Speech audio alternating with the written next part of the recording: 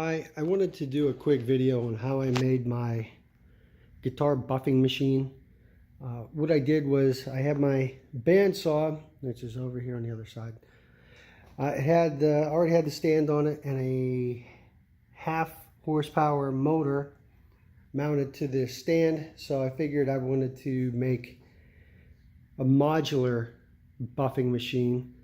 So basically all I did was took off the 4 bolts for the bandsaw, cut out a piece of wood here that attaches to the stand. I bought a 7-inch longer belt, ordered a pulley online on eBay, and I should have links and stuff to everything that I bought in the description.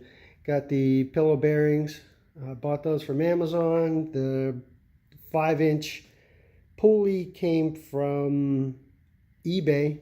Bought a 1-inch, I think it's a 1-8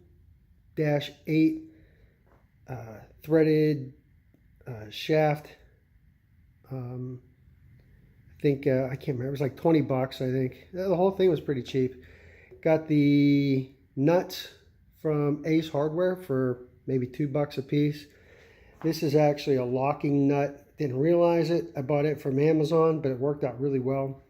The arbor stuff from Stu Mac, buffing wheel from Stu Mac. All I did was build, I had some old 2x8s, or no, 2x10s, my bad. Just glued these together and 6 screws underneath to attach them. Put a little brace here because it was wobbling a good bit. And this right here is a variable speed controller I bought from Harbor Freight.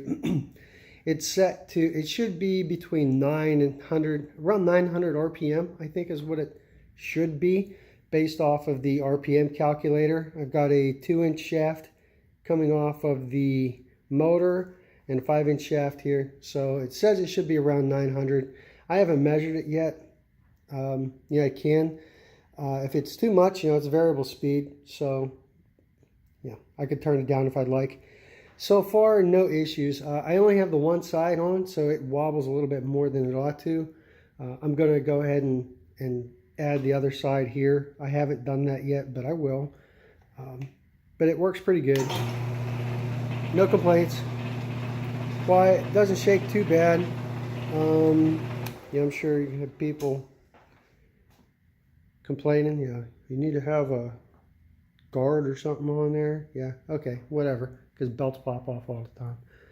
No issues at all. To take the belt off and remove it, again, you know, 4 bolts, that's it.